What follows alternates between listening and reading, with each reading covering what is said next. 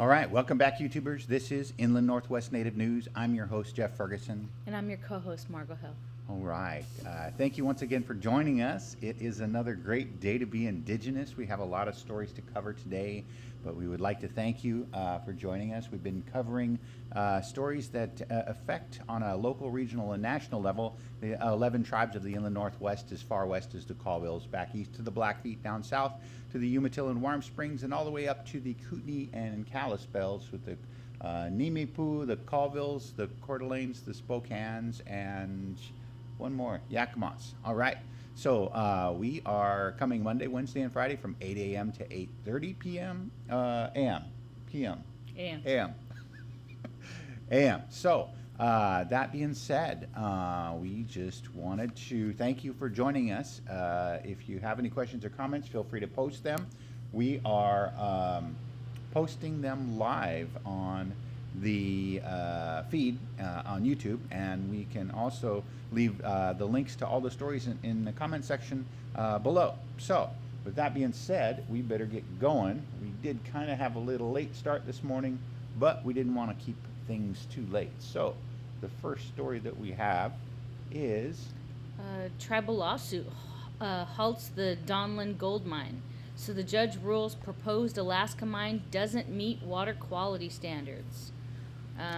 So this lawsuit was filed by, Jeff, I don't know if you're familiar with this case, the Orut-Sara-Miut Native Council has led to a judgment that invalidates a key permit for what could be one of the largest gold mines in the world, Donlin Gold in western Alaska.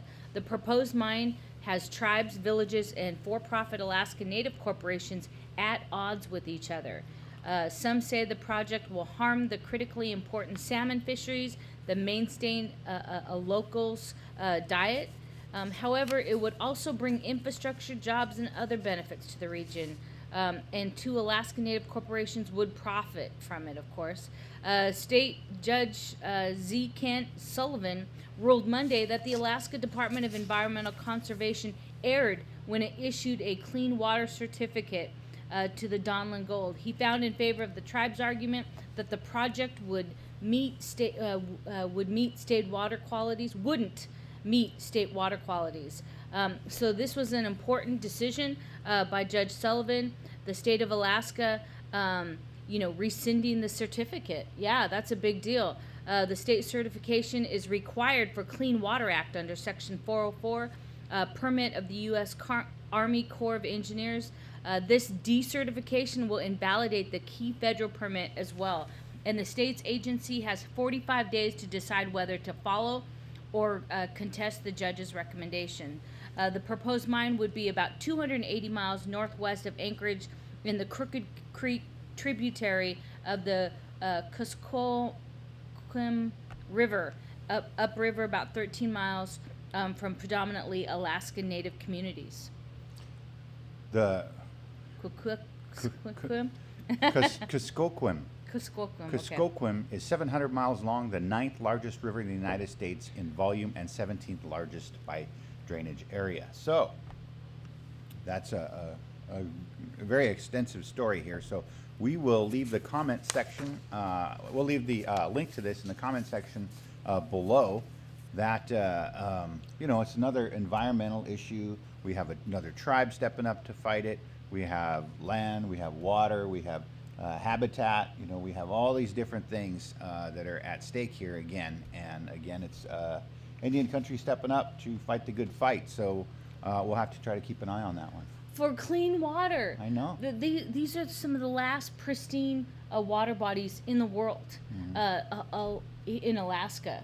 And the salmon runs are original wild salmon runs. When you get that wild salmon in the grocery store, it's from Alaska. So this is the last place, that's a little bit untouched. In today's society, we can't protect it. Yeah. It makes me crazy. But thank God for those tribes. We thank our Creator for those tribes that are out there fighting for that clean water. Yeah, for sure. So this next story here is on the Colville Tribal Casino in Tri-Cities. This one coming to us out of, I think this one came out of Yakama Herald.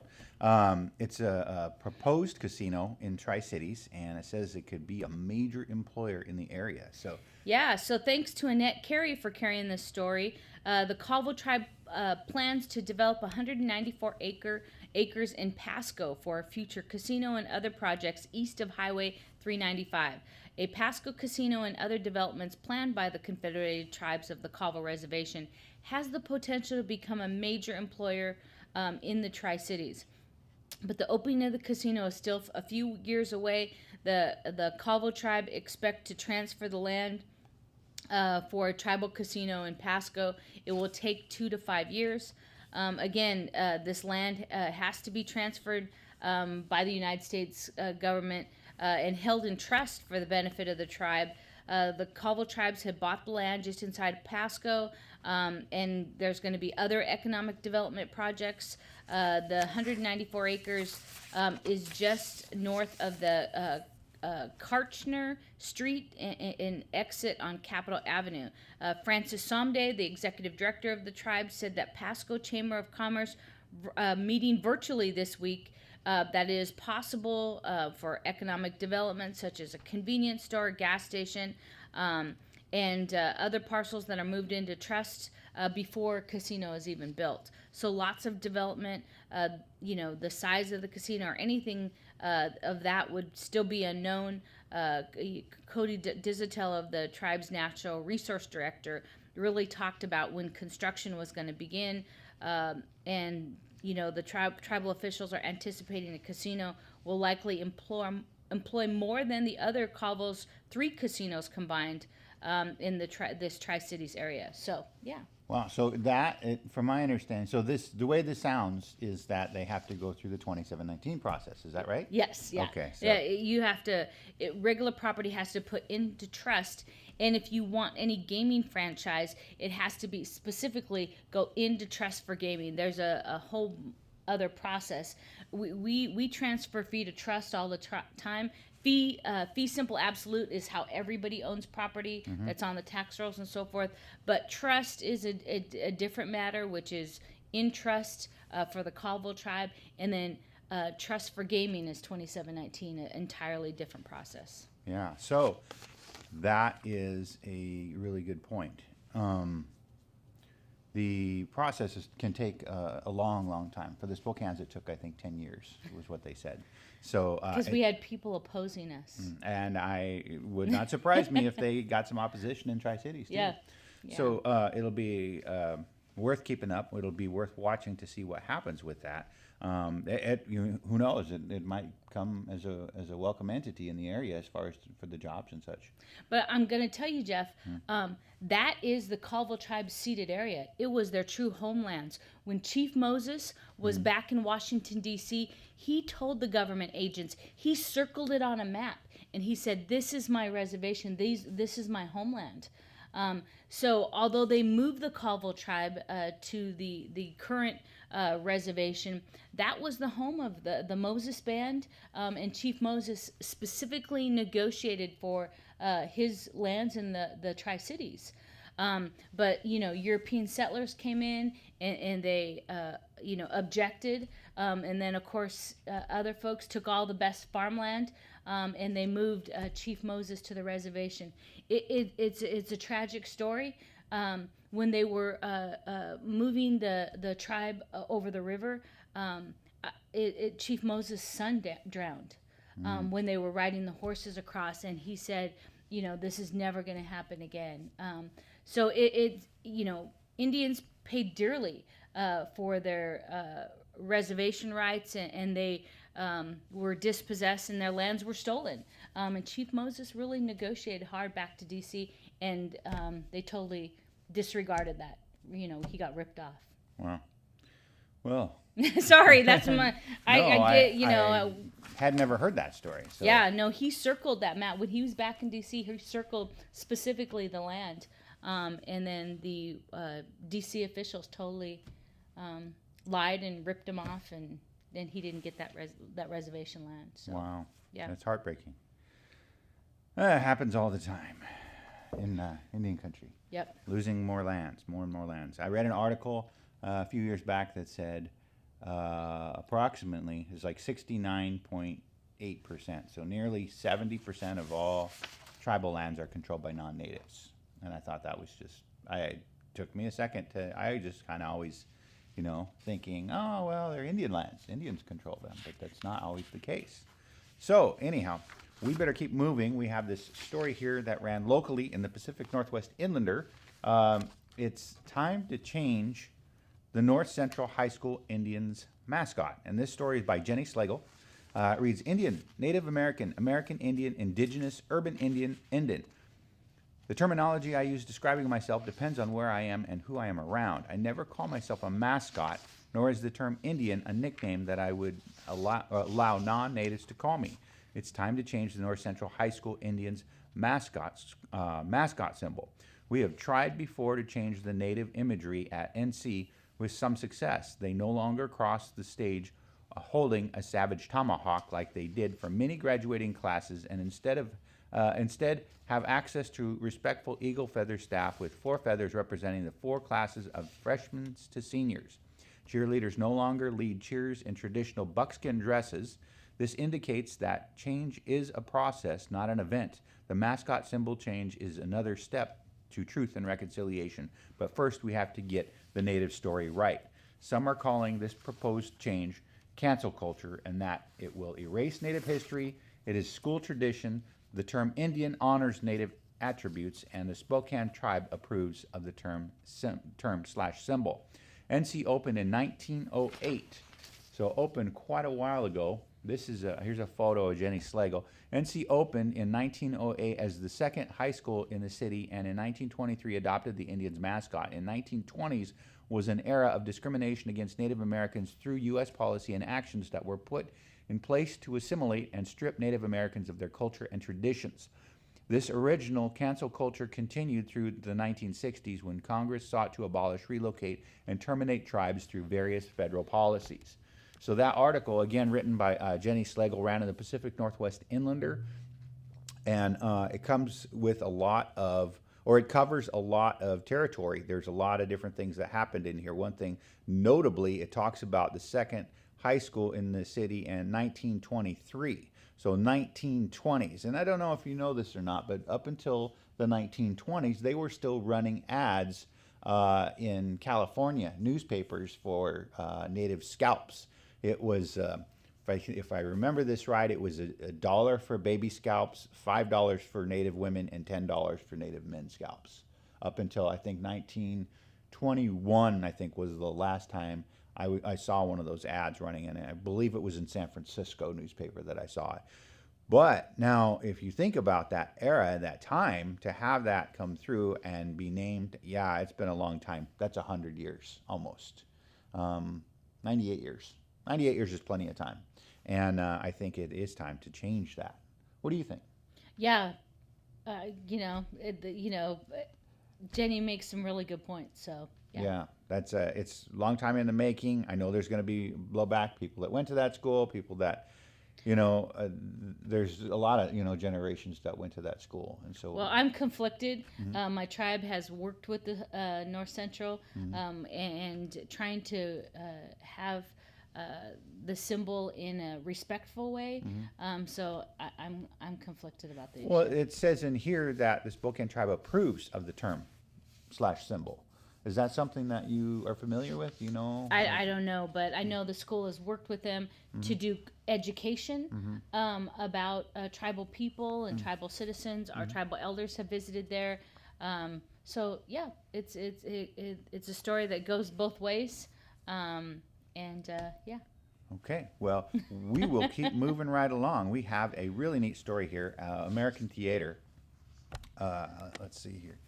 This one coming out of, this one actually was coming out of, I think, the Seattle Times. No, this is American Theater. AmericanTheater.org ran this one. Entrances and Exits Interview. And this came out on April 14th. So, Madeline Sayet and Tara Moses returning theater to its true roots. Again, at Seattle's Red Eagle Soaring, Sayet and Moses will share artistic director duties, modeling and shaping a decolonized process to better serve Native youth. This is a story by Gemma Wilson. For 30 years, Red Eagle Soaring has been a creative and community hub for Native youth aged 10 to 19 in Seattle, producing plays, teaching a variety of skills, and providing free programming that spans contemporary theater and traditional Native performing arts. Earlier this year, for the first time, Red Eagle Soaring added an artistic director to its staff list of two, actually, Madeline and Tara Moses, two Native artists with broad bodies of work and connections to the national theater landscape, are sharing the role as co-artistic directors in residence, a 9-month position designed to lay the groundwork to launch Red Eagle Soaring into a new post-pandemic growth period. Native American theater, said Res Executive Director Russell Brooks. It seemed now mainstream theater and arts are starting to notice that they need to catch up with what Native communities have been doing since time immemorial, which is telling powerful stories through culture and performance in so many compelling and meaningful ways. Wow, that's really cool. That's neat. They are growing, and Russell Brooks, shout out to Russ, miss you, brother.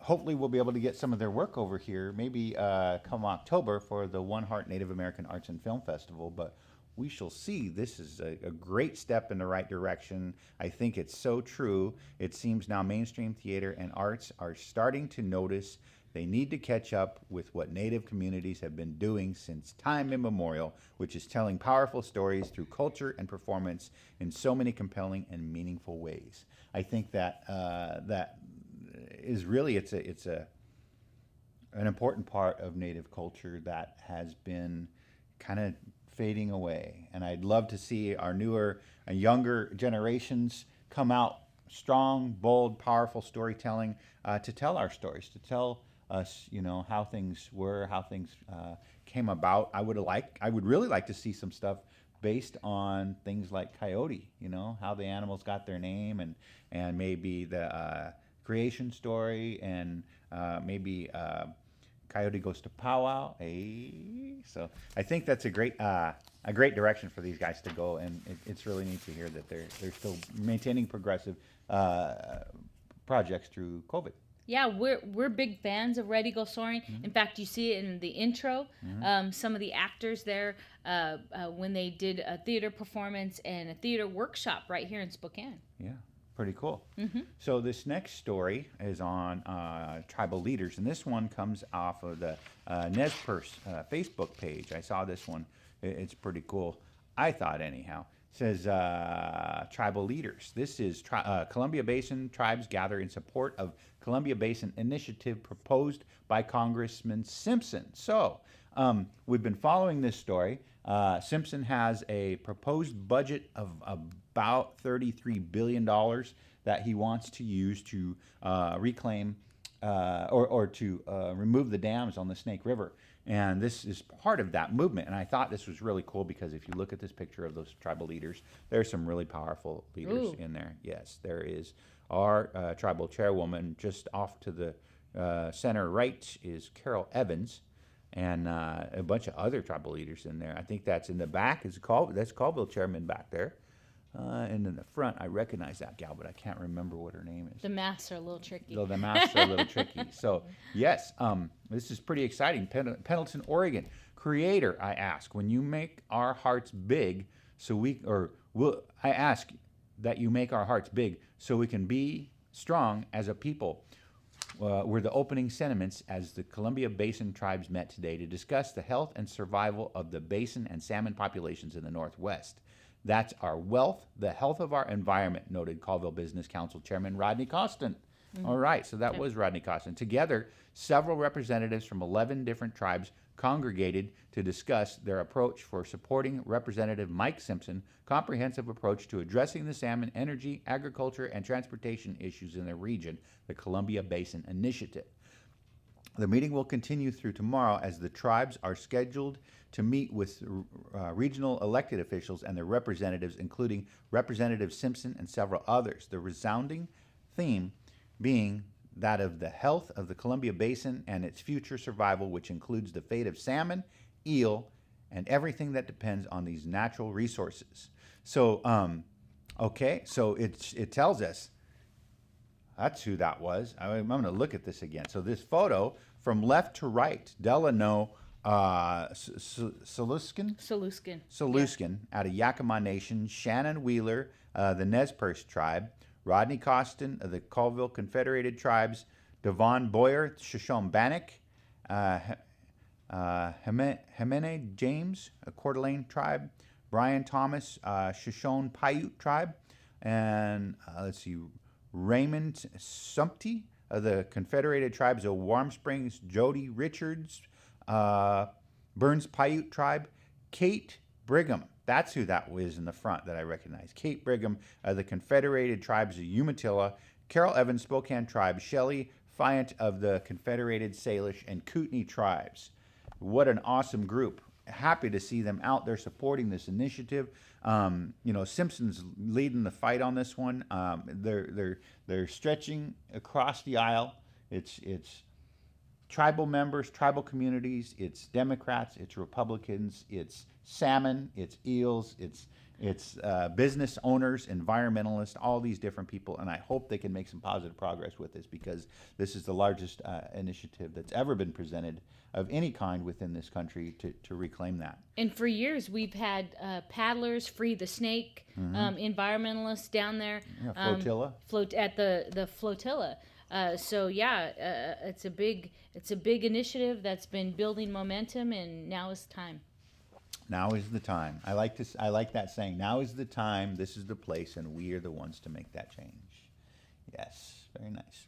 So moving right along, this one was kind of a cool story I found, and I just thought it was very profoundly interesting. So a moccasin fragment reveals pre-colonial connections between subarctic and Southwest.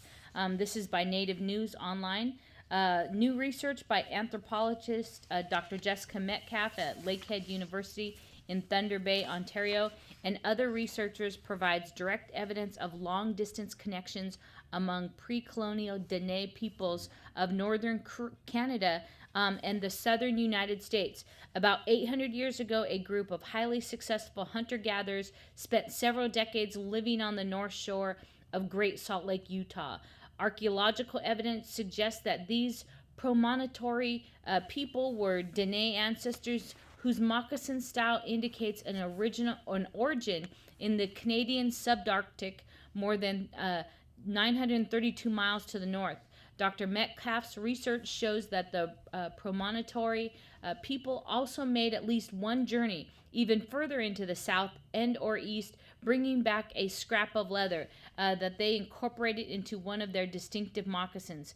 We can take a tiny piece of leather and determine if it has chemical signatures that are typical of place where it was found, or if it came from somewhere else, said Dr. Metcalf, assistant professor, Department of Anthropology at Lakehead University. Most promontory materials were obtained close at the site, but this piece of leather came from far away, probably hundreds of kilometers to the south or east.